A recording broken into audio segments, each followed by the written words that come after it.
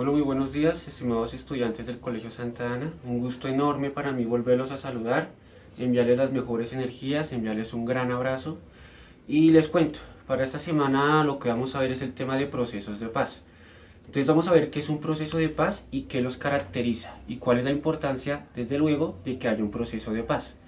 Lo primero a tener en cuenta es que, de acuerdo con muchos organismos y de acuerdo con muchos autores, actualmente, es decir, en el mundo de hoy, los conflictos armados internos, cuando digo armados internos, quiere decir en un propio país, bueno, los conflictos armados internos se están volviendo la manera predominante de lucha por el poder. Quiere decir eso que ya no es como en antaño, como en antiguo, digamos con la Primera y Segunda Guerra Mundial, cuando se enfrentaban varios países entre sí. Es decir, que había un conflicto internacional a gran escala. De modo que hoy en día de pronto no hay conflictos internacionales a gran escala, porque lo que predomina o lo que tiende a predominar durante las últimas décadas son los conflictos armados internos. Por ejemplo, en Siria, es un país de Asia, en Siria, por ejemplo, hay un conflicto armado interno. En Colombia hemos tenido durante muchas décadas un conflicto armado interno. De modo que ya internacionalmente de pronto no se está viendo tanto, aunque hay que tener en cuenta que internacionalmente siguen habiendo disputas, claro que sí. Siguen habiendo luchas, tensiones, pero de pronto más que todo en el plano económico. De pronto China quiere ser la primera potencia económica, Estados Unidos de pronto a no dejarse. De modo que bueno, eso en el plano internacional. Pero en el plano nacional de los países, lo que predomina es un poco más la lucha interna armada. Ahora bien, en Colombia hemos tenido un conflicto y es importante solucionar esos conflictos, llegar a un acuerdo. ¿Por qué? Porque cuando hay un conflicto interno armado, no solamente hay afectación física de los combatientes, es decir, de quienes pelean, y de la población civil, porque siempre hay también afectación de la población civil también física, sino que además de eso los conflictos armados internos afectan todo el tejido social, todo el tejido económico, afectan psicológicamente, destruyen el patrimonio, etcétera, etcétera. De modo que hay una afectación a gran escala en múltiples niveles. Por ello es importante terminar los conflictos, por ello es importante un proceso de paz y saber hacer el proceso de paz. Y para terminar un conflicto con un proceso de paz, para que pueda terminarse, hay que resolver todos los conflictos que hubo. Es decir, que para terminar un conflicto no solamente es que dos partes se sienten y digan, bueno, vamos a terminar todo el conflicto. Eso no funciona así de fácil. Para terminar un conflicto se necesita que se solucionen todos los aspectos que llevaron al conflicto. Por eso es que no es fácil terminar un conflicto. Se necesita que se terminen también los factores sociales, económicos, todo lo social que gira en torno a mientras estuvo el conflicto y lo que hizo que se originara el conflicto. De ahí que, por ejemplo, la escuela de paz caracterice a los conflictos y diga que los conflictos son lo siguiente. Un conflicto para la escuela de paz es un esfuerzo, más que todo un esfuerzo. De pronto el proceso de paz no prospera, pero bueno, un proceso de paz es un esfuerzo entre dos o más partes, generalmente más partes. Puede que se sienten dos bandos en una mesa, pero eso está apoyado por muchos grupos, por ONGs, en fin. De modo que es un acuerdo entre principalmente dos partes con el fin de lograr un acuerdo que permita fin a hostilidades y pues al levantamiento de armas. Para que un proceso de paz tenga éxito, de pronto como ya lo he venido diciendo, hay que atender a las causas originales. Es decir que no todos los procesos de paz son iguales, porque las causas originales de cada conflicto en cada país van a variar. No son las mismas causas del conflicto, por ejemplo, que hubo en Sudáfrica en el siglo XX con el apartheid, que las características que llevaron al conflicto colombiano, por el cual se crearon distintas guerrillas, etcétera, etcétera. De modo tal de que no todos los países que tienen un tipo de violencia interna armada van a tener las mismas causas o orígenes de su conflicto. Por ello, cada proceso de paz tiene que adquirir las características y saberse adaptar al tipo del conflicto el cual quiere negociar. Entonces, por eso, repito, no todos los procesos de paz van a ser iguales. Unos van a ser de una forma, otros de otra forma, porque dependen de las características sociales y de los orígenes del conflicto que quieren solucionar. De ahí que cada proceso de paz pues sea especial. En Colombia tenemos, por ejemplo, el caso, hay una autora llamada Erika Rodríguez Pinzón, que dice que Colombia es un país que ha sido un estado no a pesar de la guerra, sino un Estado junto a la guerra, un Estado que su política ha girado en torno a la misma guerra y al mismo conflicto. Me explico. Quiere decir esta autora que en Colombia el conflicto ha estado muy marcado en cada uno de nuestros imaginarios y desde hace mucho, de forma tal que nos hemos acostumbrado al conflicto, nos hemos acostumbrado bastante. ¿Qué tanto?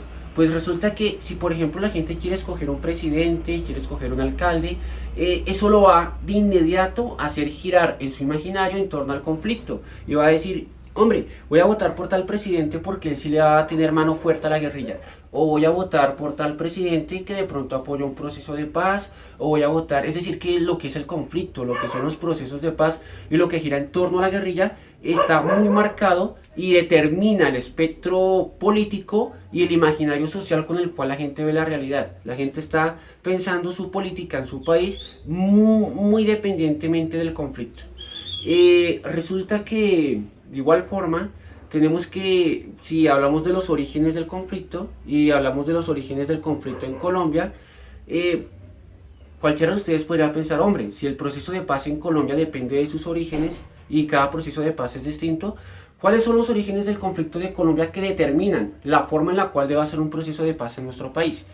Pues resulta que, según varios autores, el conflicto en Colombia no depende de una sola razón. De hecho, es un conflicto con una multiplicidad muy grande de factores. De modo que no es un conflicto unívoco que depende de una sola circunstancia, sino de muchas.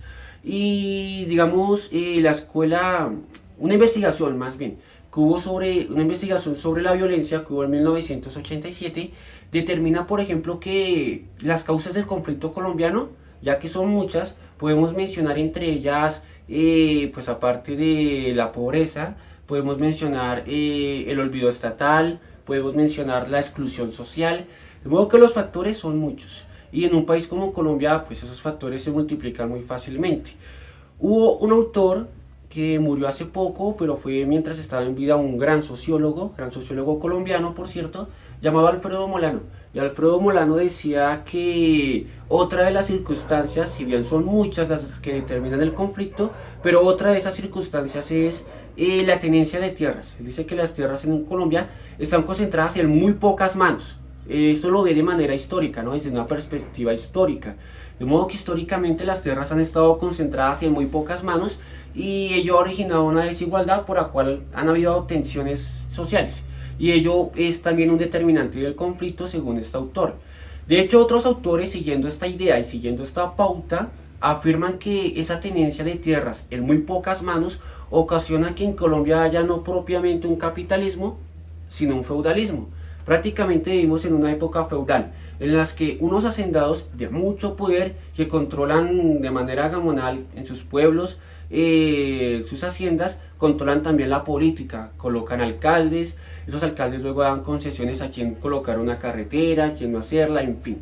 De pronto también estos hacendados, si se habla de restitución de tierras, de pronto están interesados en que les restituyan más que todo a ellos. También hay un problema con ese tema de la restitución de tierras que podemos luego tocar para otro video. Bueno, eso en general sobre los procesos de paz. Y quiero terminar diciendo que un proceso de paz, cuando es efectivo y cuando logra hacerse y logra recuperar el tejido social, implica algo llamado justicia transicional.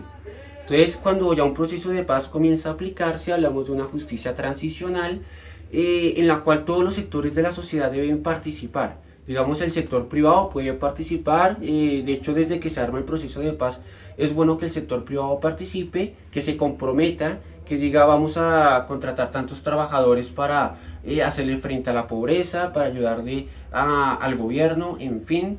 De modo que, bueno, es necesario un compromiso grande de varios sectores y la justicia transicional en sí implica una serie de medidas tanto judiciales como no judiciales para poder terminar el conflicto de manera adecuada y hablar de un post-conflicto. Cuando digo no judiciales, es que es importante construir verdad, saber qué pasó, eso lo hacen las comisiones de la verdad, que no tienen jueces, no juzgan, pero también hay un componente jurídico, con jueces que juzgan, colocan penas y miran cuáles fueron los crímenes de lesa humanidad, que los crímenes de lesa humanidad generalmente no tienen, bueno, generalmente no, los crímenes de lesa humanidad fijo no tienen ningún tipo de amnistía ni de indulto, no se pueden perdonar los crímenes de lesa humanidad, como el desplazamiento forzado, la prostitución forzada, el genocidio. Esos tipos de crímenes requieren pues mano dura. Y bueno, eso todo por ahora. Recuerden no olvidar conceptos como el de proceso de paz y justicia transicional. Esos dos conceptos son muy importantes. Los seguiremos profundizando, los seguiremos viendo. De modo que por ahora, muchachos, pues enviarles un gran abrazo de nuevo, las mejores energías. Espero estén bien y recuerden que estos temas los iremos profundizando con el tiempo. ¿Listo? Entonces hablamos, éxitos.